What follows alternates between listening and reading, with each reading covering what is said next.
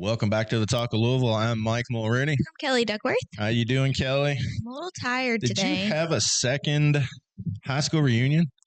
I did. I forgot. Is that what you all do now? I guess I'm at the age we can't get people out of the grave or to come. Oh but my gosh, that's morbid. It's true. The last time I went, there was like 6 people that weren't with us anymore. Yeah, we've only lost a couple. But yeah, we had our 10-year high school reunion like a month ago, and it was so much fun that we had to have a part 2. And we had even more fun this time. So I think we're just a good time. Yeah. I've never heard of that either, but it's a good time. But yeah. Well, since you were there, I'm sure y'all dumped drinks on the ground.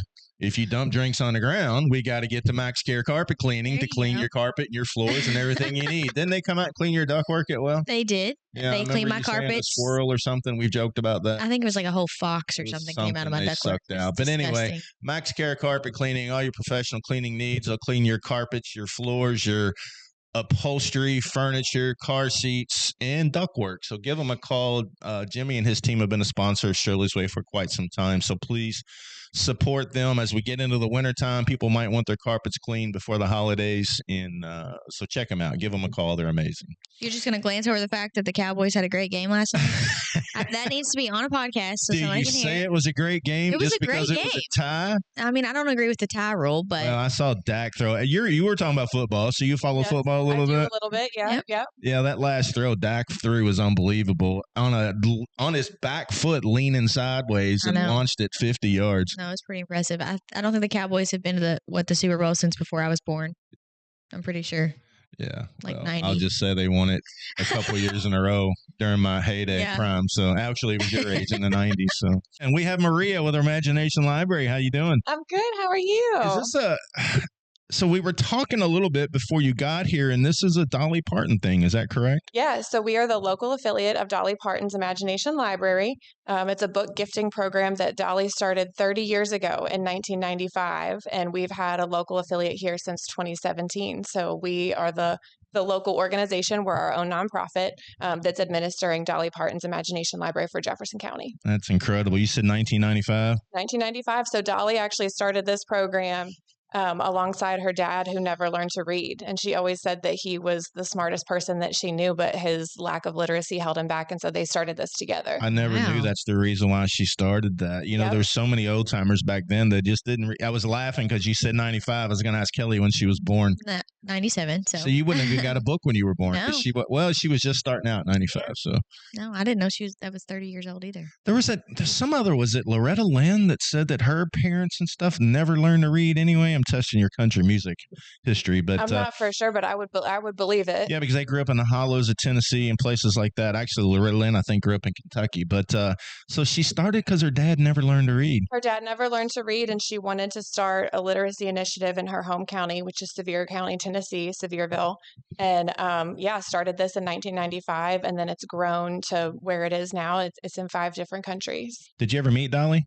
I haven't met her, although when she was in Lexington to celebrate Imagination Library being statewide in Kentucky, I did get to go see her at the Lyric Theater and hear her sing. So I didn't get to personally meet her, but got to be in the same auditorium as her, which was cool. Yeah. Very cool. I've never met her. The last time we were in Tennessee, there's a group of us that go to Nashville at least once a year. We have a really good time. We went to her niece's winery.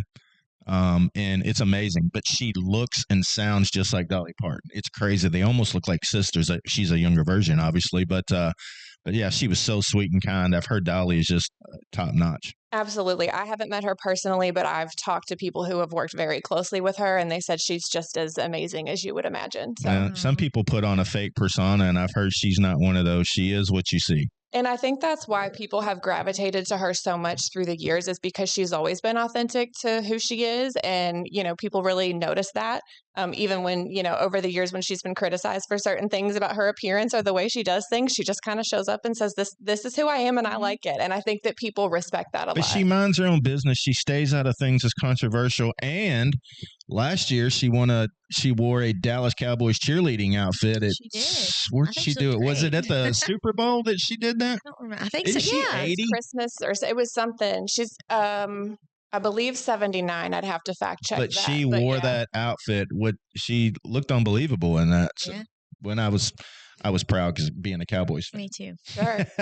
So how did you get involved? Did you start this chapter or did somebody else do it? So I did not start this chapter. So it's kind of a cool story. This chapter was actually started by Bill Shorey when he was the news director at WAVE at the time.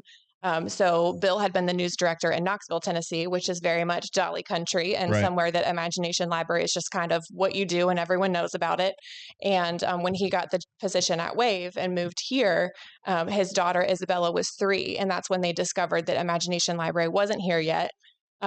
Bill's wife is a JCPS teacher and has a whole background in language. And she said, well, you were looking for a project at the news station. Why don't you start a program? And so Bill had a producer at WAVE at the time, Laurel Mallory, who was looking to start some sort of literacy initiative and was also connected with the Junior League of Louisville. And so WAVE, the Junior League, and the Jefferson County Education Foundation, they kind of all partnered to start this. So the Education Foundation was the fiscal agent, and the Junior League really helped in, organizing a lot of that, the initial kind of infrastructure for the program, and then WAVE obviously being a media partner and helping get the word out. So it was started in 2017 is when we mailed our first books. In January of 2017, we mailed 55 books that month.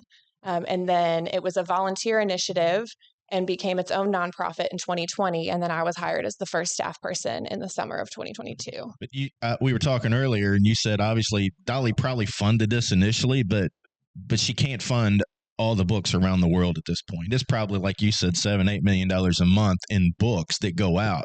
So are all books shipped out of Tennessee, like from a warehouse, or do you have a basement full of stuff that you set and throw out and drop in the mail all the time? Luckily, all the books are shipped from a distribution center in Tennessee. And there's actually, it's been in the works for there to be a second distribution center built out in California to service more of that part of the country. And with California becoming a statewide program recently.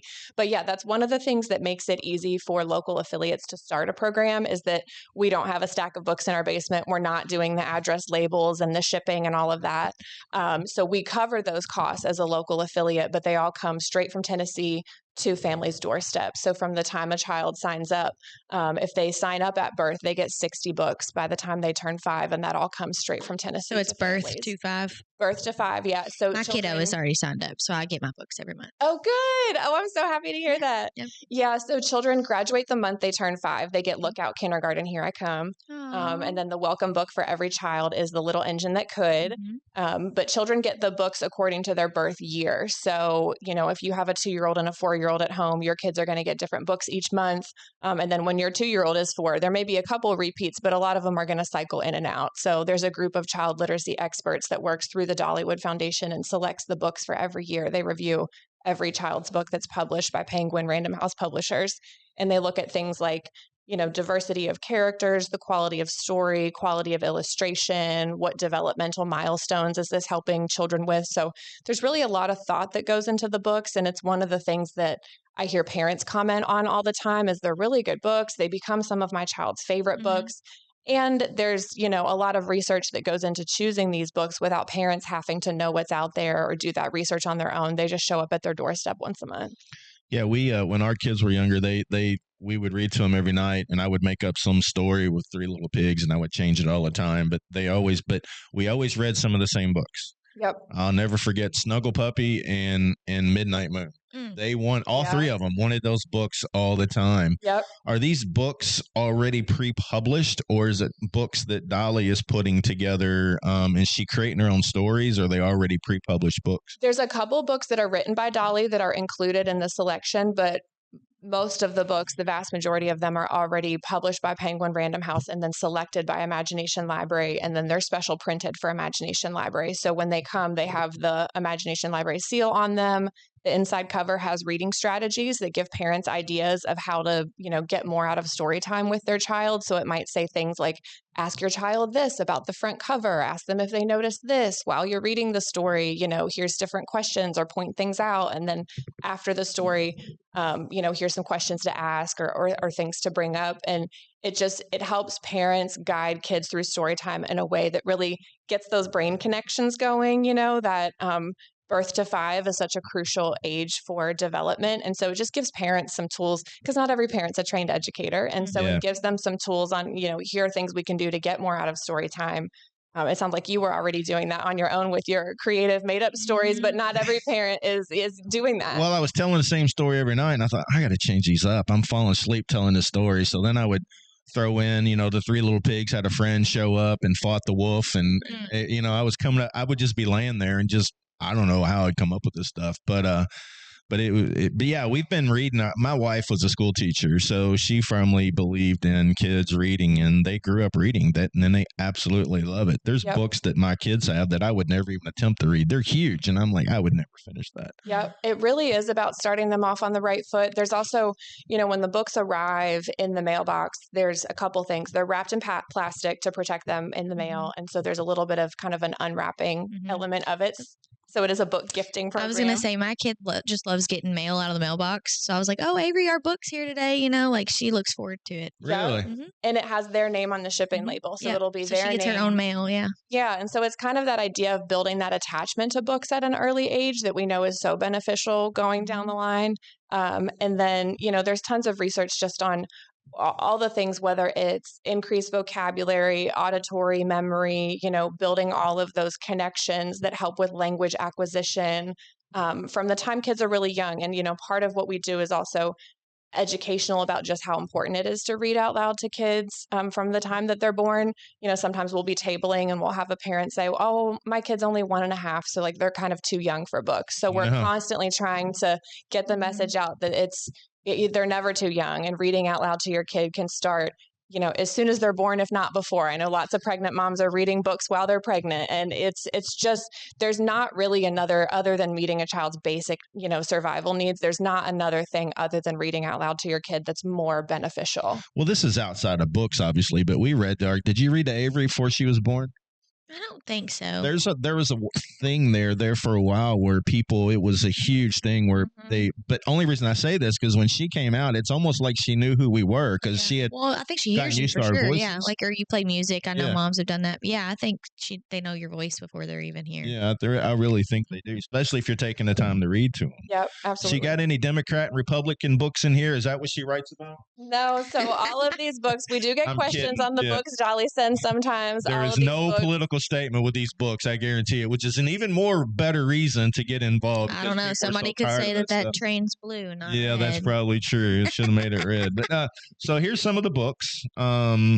The Animal Song. Avery's 3.5. So what happens at 5? Do they just cut them off and no books, did you say? So the month they turn 5, they graduate, and there's a note in there from Dolly. And kind of the idea is that this whole program is really hyper focused on getting books into the home before kids go to school. And once they're 5, they're getting ready to go to kindergarten. So then they'll have school, they'll have a library, they'll have, a library at their elementary school, different access. But this program really is focused on that crucial 0 to 5 early childhood ages. Because in a lot of cases, kids don't get a book until they go to school. I'm not sure I ever had a book at home when I was a kid. Yeah, that's 5 years of not going to. Yeah, we did a survey. We partnered with the University of Louisville's Early Childhood Research Center, and I think 42% of the parents who responded to our survey said that somewhere between half and all of their books were from us. And that definitely lets us know that we are reaching families that may not have books otherwise, or may not have, a plethora of books without our program, which is a huge goal. We're available to kids in every zip code in Jefferson County, but we do have some zip codes that we focus more of our outreach on, where we know they're book deserts. They're more likely, just like you hear about food deserts, different places, there's areas that are book deserts. And we ask a question in our survey about the public library, and we had several hundred parents say that they had never been to the public library with their child. So we know that there's some families who, without Imagination Library, they're not going to have books in the home, or they're not going to have as many books as their child could. What's with llamas? When my kids were little, there was several llama. It was like a whole llama series. Red Pajama. It's very What's so with popular. llamas? Why? Do you have any idea? It's something that's just very sticky with the kiddos. They love it. Llama, Red Pajama, Llama and the Babysitter, Llama Hide and Seek. It's very popular. I think, parents either love it or hate it, because like you said, kids are asking them to read the same books over and over again. But it's a very popular series for kids. I just was thinking maybe there was something with the llama that related back to kids and reading, because I think there is a whole llama series. There is, and a lot of it I think is the repetition and the rhyming. is. Well, like the Dr. Seuss books. Remember those? I can tell you're much younger than I am, but you're probably a little older than Kellye. But during my day, the Dr. Seuss books were all over the place, and they were expensive. But my kids grew up around the Bernstein Bear series, if you're familiar with those. Yep. We had those.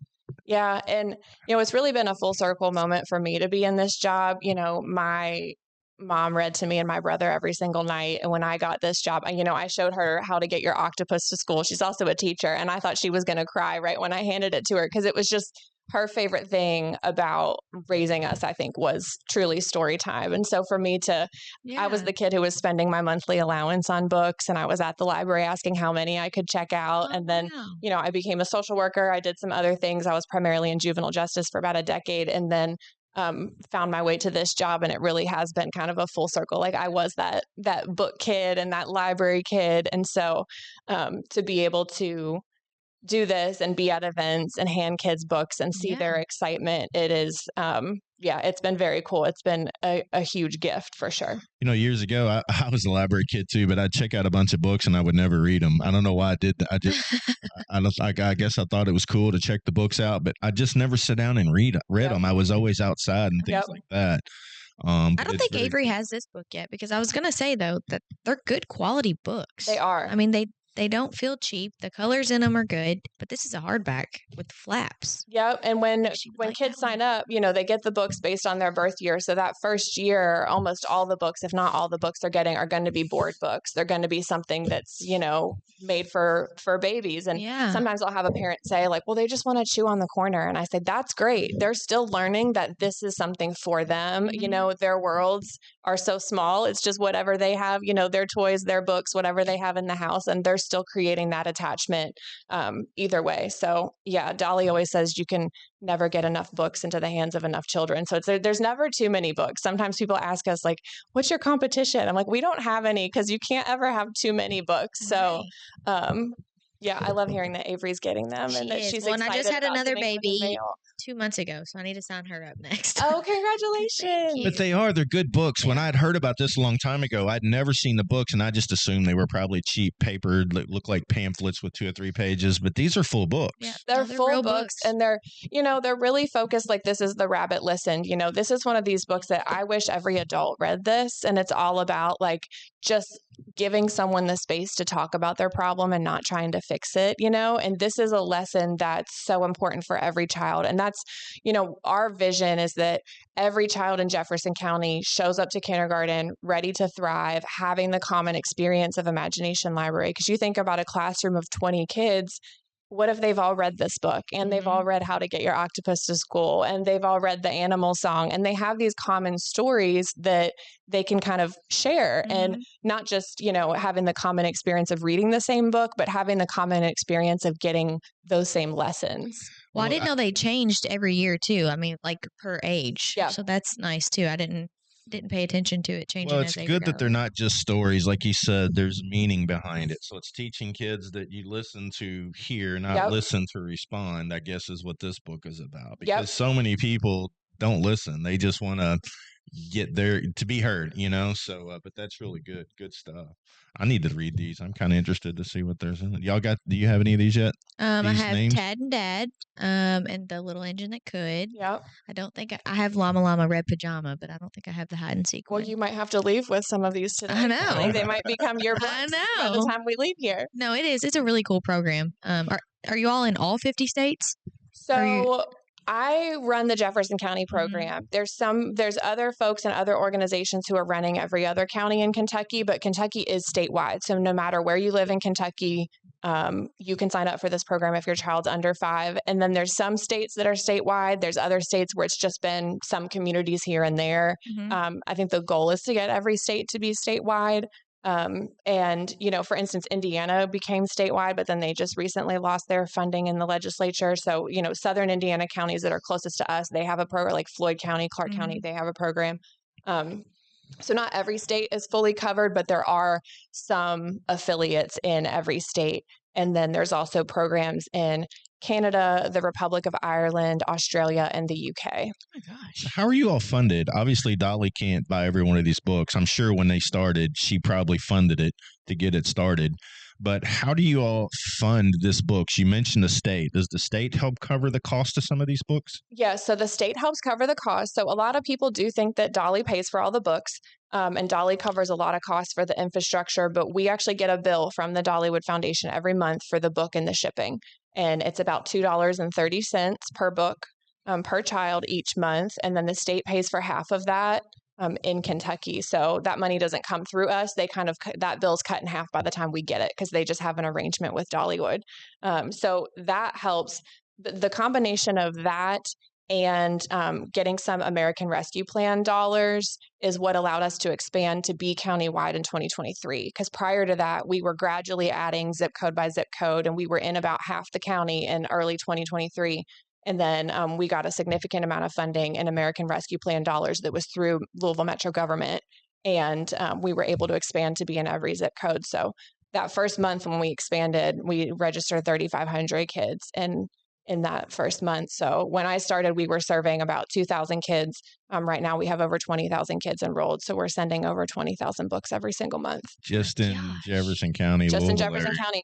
There's about 48,000 kids under 5 in Jefferson County. So we're serving close to 42% of every child under 5 in Jefferson County is getting a book from us. And what's keeping them from getting a book? Just because they never signed up? Because they haven't signed up, not being aware of the program. We've done a lot of different things to try to get the word out. We table at events. One other thing that came up in our survey, 96% of parents who responded to our survey have told another parent about the program. I mean, there's not really any better advertising than parents telling other parents. I'm sure you know a lot of other parents who have kids similar to the age of your kids. Yep. And then, tabling at events, Wave is still a huge partner. We've got folks from, Wave News that are still on our board. They'll do, promotional things for us and help to get the word out. And then we partner with dozens of organizations that are working directly with families that have kids under 5. So whether that's, all of the major hospitals can sign up babies that are born before they go home. Norton I was going to Baptist, ask U if of the L. hospitals are pushing it. Yeah, the hospitals are partners with us. Head Start, childcare centers, specific organizations like that are working with like immigrant populations like Americana or the Backside Learning Center or La Casita, Family Scholar House, they sign kids up for us. Metro United Way has an Ages and Stages program. They're signing kids up for us. So there's a lot of organizations out there that have built our registration process into the process with their clients. The majority of our registrations do come from families just going online and signing up. What if all 48,000 all of a sudden signed up? Would you be able to make that many shipments? I mean, I know obviously funding is a thing. So would you be able to do that? If they all of a sudden signed up, I think that would be hard to adjust to. Each month right now, we're averaging about 700 signups, but then each month we also might have 350 to 400 kids graduate. So it's constantly, our enrollment's constantly going up and down. Like I said, when we expanded, we had 3,500 kids sign up that single month. This year we have had months where we've had as many as 1,200 kids sign up. So we want every child under 5 to register. Luckily, that won't happen all at once. So we won't have to, be at that kind of a cliff, but it is something we're constantly fundraising for. And, it's a really tough time for nonprofits right now between nonprofits that have lost federal funding, which didn't directly affect us, but it just makes the grant world a lot more competitive. So, a lot of our funding comes from grants, corporate sponsorships, and we're growing our individual donors. That's been a little bit slower just because we were a volunteer organization that, had a budget that was maybe $50,000 and is now a few short years later closer to $750,000. And so we're definitely growing in that area. We're having our first fundraising event in a couple weeks, actually on October 9th. We're having Books and Bourbon, and it's celebrating mailing 500,000 books. So we've mailed 500,000 books in Jefferson County since the start of the program. So what bourbon will be there? All kinds of bourbon. So we're hosting it at Evan Williams Bourbon Experience downtown. They are graciously hosting us, and we have the space for free for the night, which is fantastic. Heaven Hill has been a great partner. So there will be bourbon tours. We're going to have bourbon pools from, we've got a bunch of bourbon bottles that are all valued around $50 or more. We have a signed photo of Dolly Parton that we're raffling off, as well as a really special bottle of mixtures that we're raffling off. And then we're going to have some fun activations around children's books. Kids can take a picture with the Dolly cutout. So it's going to be a really fun Heaven Hill. It's going to be at the Evan Williams Bourbon Experience downtown on Main Street. Yeah. Okay. Yeah. Yeah, that's pretty cool. Another organization in town, the Addie and Baylor Foundation. I think we were talking before that you all work closely with them. Is that correct? Yes, we do. They have been fantastic partners for us, and they focus their funding on organizations that are getting books to kids and child literacy. That is really kind of, some foundations are doing, have a really broad focus. They're really, really clearly zoomed in on getting books to kids. And so they became partners with us a few years ago. I think they actually through a story they did with Shannon Kogan at Wave. And Shannon has been around since the very beginning, and she's still a board member, and she connected us with them.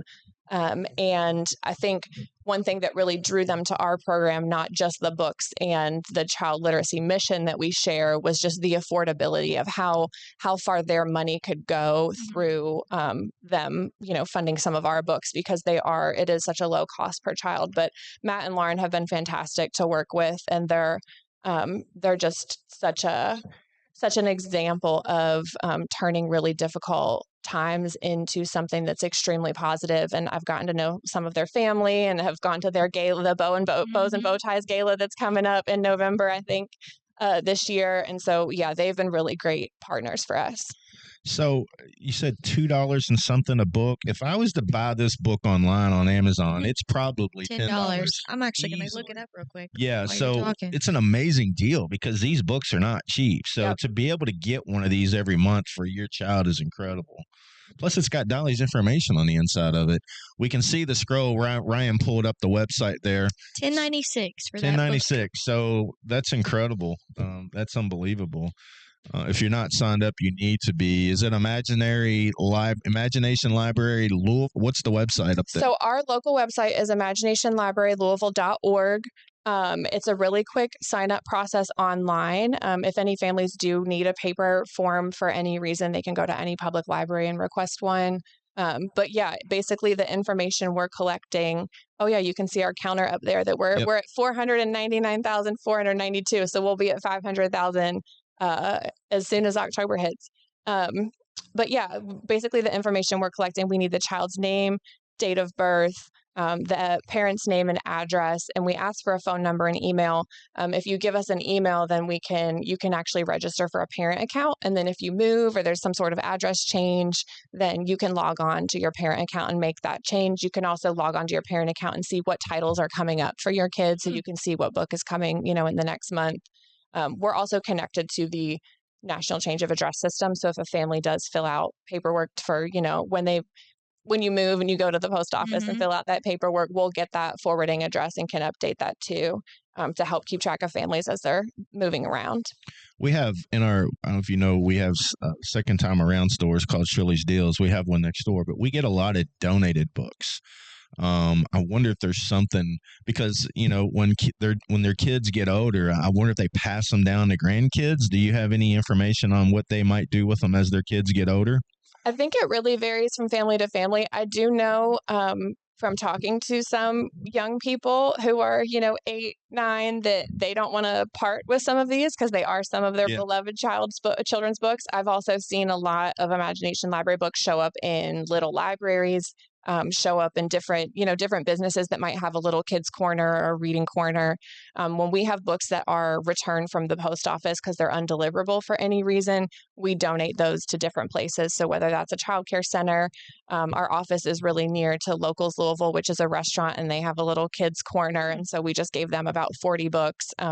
We've donated books to the cabinet so they can have them in the waiting rooms while kids are waiting during, permanency and protection hearings and things like that. So any place that could benefit from having some children's books, we've donated them to WIC and the YMCA and all kinds of places. So I think these books are probably showing up a lot of places, but it has been suggested to us of like, what could we do to communicate to families, if your child has outgrown their Imagination Library books, here are a few places you could take them. Because I think there's a way that we could encourage families to let these books kind of live on and have a second life with another family. Well, we sell used books like 25 cents, 50 cents. But if there's something that we could do, set up an Imagination Library corner, and if somebody dropped them off, we would just give them to the kids as they walked in if it's got that sticker on it. We would never resell them. Yeah. But I don't know. I'm just trying to think of, when their kids get older, unless they hand them to their grandkids, they sit in a basement somewhere. It'd be nice to get them out someplace and get them back in circulation for kids to read. Absolutely. And you're the second person who's brought this up within like a week. So I feel like this is our next thing to figure out. So we're going to talk more about getting an Imagination Library corner and having families be able to drop them off. I'm not opposed to it. I think it'd be cool. But again, we would not charge for these books. We would just give them away as long as they had that logo. So we can talk about that offline. Absolutely.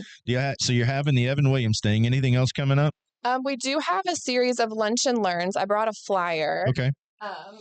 And these are just opportunities for folks to come learn more about us. They're free events. No donation is expected or asked. It's just a time for people to come learn more about us. So we have one on October 21st, November 12th, and December 9th. And all that information is on our website on our events page. So whether you're looking for a Books and Bourbon ticket, you can't go to the event, but you want to buy a $20 raffle ticket to get that signed photo of Dolly, or you want to learn more about us and sign up for a lunch and learn, all that information is at imaginationlibrary.org. Or I'm sorry, imaginationlibrarylouisville.org, our events page. So yeah, we started doing the lunch and learns a few months ago just because I think a lot of people have some level of familiarity with the Dolly Parton brand, and they know that Dolly has a library and that she does something with books, but maybe don't really know how it works and want to learn more. And so that's been a really great way. We've met people who have, just joined our community and wanted to, become volunteers or just go be ambassadors for us in the community and tell people about us once they learn more about us. So that's been really fun. How can we get Dolly to come to Louisville? Man, we tried when Dolly was coming to celebrate the statewide expansion of Imagination Library. We really pushed for Louisville, especially we have so many great venues. We said, we're so close to the airport. She can just land and drive right here. And, but the Lyric Theater in Lexington, they were also great hosts for us. But yeah, we did try to get her to come to Louisville. Now, one thing we were able to do through one of our founders, Bill Shorey, who works closely with the Louisville Slugger Museum. They actually printed a special Louisville Slugger bat with the Imagination Library logo, and she signed one of them, and we were able to raffle that off, and then she was given another one of those to take home. So I do love knowing that Dolly somewhere in her possessions has a Louisville Slugger bat with Imagination Library on it. Yeah. Well, whether you like country music or not, I would say she's up in the category of U.S. royalty because you never hear anything bad about Dolly. She's always so positive and optimistic when you see her speaking. She stays out of politics. She said it does nobody no good. So she's just such a gem. It'd be amazing. I met her, like I said, I met her niece and she was golden. She sat down and talked to us, sounded just like her. Yep. It looked like we were speaking to a younger version of Dolly. So. No, she's a national treasure. And like I said, everyone I know who's met her has nothing but glowing things to say about her. She's so tiny, at the event in Lexington, she was standing between Governor Beshear and First Lady Brittany Beshear. And she's just a tiny little lady. Shorter. I think you're taller than she is. Oh my gosh. Yeah, a tiny little lady. But when she sang, the first song she sang was kind of a quieter song. And I was like, oh, Dolly sounds good. That's really sweet. And that second song she sang, she started belting. Belt out Jolene or something. How does that little bitty person do that? Yes. And even at her age, she still sounds crystal clear and incredible. So I think she's just touched so many people with her spirit and her generosity. And then when you add in, the music is just kind of the cherry on top of that, which is wild to say with such an accomplished artist and writer and, what she's written for other people. So yeah, we wouldn't have this program without Dolly, and her recognizability and just brand and who she is part of why this has caught on so much over the last 30 years in so many different places. Well, like I said, I thought she paid for all the books until you came in here and told us that, and it makes sense. There's no way she could fund that. It would. I'm sure she makes a pretty penny, but nobody could do $8 million a month every month for the rest of her life. Well, Elon probably could. That's a different story. But pretty incredible story. I had no idea y'all had a chapter here until we had found out about you all. But we're going to send you off with $5,000 to help out and buy some books. Oh my gosh. Let's Thank get you these so kids. much. Yeah. You think that's the right thing to do? You good with that? I'm good with that. Yeah, I think it's awesome. So, That's incredible. Thank you. So we'll help fund some books for some kiddos. If you have not signed your kids up and they are of age, which is 0 to 5, I hate to even say this out loud, but Avery's 3.5. I know. Time flies. It's flying. Close. I think she's going to be able to read a full book by the time she gets to kindergarten. Yeah. Well, we'll have to get your newest baby signed up before I leave today. Yep, I will do that. I'll over on the computer. I know. I've been forgetting to do it. Well, amazing stuff. Glad to meet you. Such a great story. And get your kiddos signed up. We'll give the website one more time. Yep, it's Imagination Library of Louisville.org. And just thank you so much for your donation, and thanks for having me and helping us to get the word out today. Absolutely. Is the tickets for Evan Williams still available? They are still available. Yep, tickets are $75. It's a Thursday evening, just a couple hours. It's not a sit-down dinner, but we're going to have delicious food, appetizers. Your ticket includes a couple drink tickets as well as a tour and tasting at the Evan Williams Bourbon Experience. And yeah, we're going to have a great time celebrating 500,000 books mailed to Louisville kids. That's amazing. Pretty amazing. Mm-hmm. Such an accomplishment. Ryan's got the website up for checking it out. You can see what's out there. The Mictors, that stuff is pretty special. A good friend of mine is at Heaven Hill, and they're an amazing organization. So good for them for allowing y'all to come out and do that. And but thanks so much for coming out, and we'll get Mary to get you a check, and that's pretty amazing. Good job on that stuff. Awesome. Thank you for having me. Yeah, we'll thank you. Bye-bye. See you all.